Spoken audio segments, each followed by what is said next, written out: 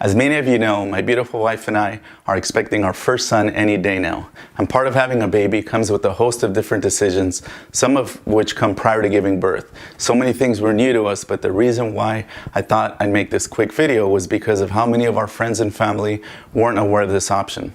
So one of those decisions was on whether or not to store the umbilical cord blood. Now, they didn't tell us this at Kaiser Hospital. As I looked into some alternatives for vaccines, I just so happened to run into this. Now, this doesn't pose any risks, or does it change the birthing process in any way, as it's performed after the birth. This is a once-in-a-lifetime opportunity to even give life twice, because if you don't use it for your newborn, you could always donate it. Now, I did some research on a couple of different companies, and they vary in cost from the collection to the banking of the blood, and the costs are between $2,000 to $5,000. But you should look into this on your own, and you're welcome to reach out to me, as I'd be more than happy to share what I looked into. So cord blood banking is pretty much the safeguarding of the baby's enriched, potent stem cells, which are the building blocks of the body. Just a couple of cc's contain millions of different stem cells. Now, these super clean cells haven't been exposed to any sickness, nor have they been impacted in any way as an adult donor's blood would be. So let's look at the kit I got. It comes with the paperwork to register, a collection kit, and all the sterile components for the blood and cord collection as well. The doctors and midwives are very familiar with the process.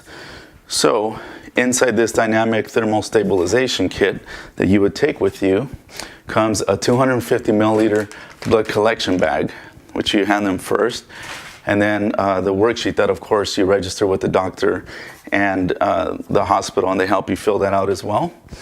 And a specimen bag with a green absorbent pad and provolone swabs.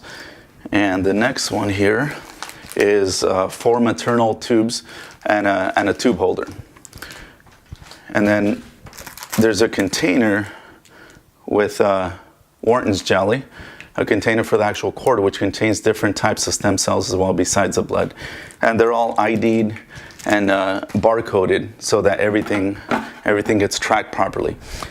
So the service from the company, they pick it up, and as soon as it's ready, they keep everything at the right temperature, and then off it goes to get tested and then stored in the blood bank as you choose, or wherever the location that you chose.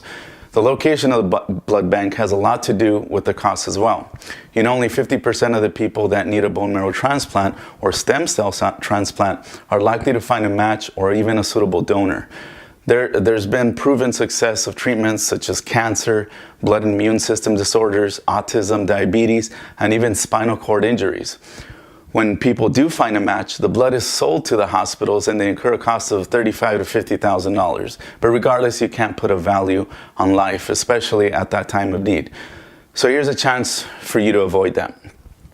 Even if you decide that you don't want to go through the storing process and pay the fees, you should donate it to a public bank, which will gladly come and cover the cost of collecting it.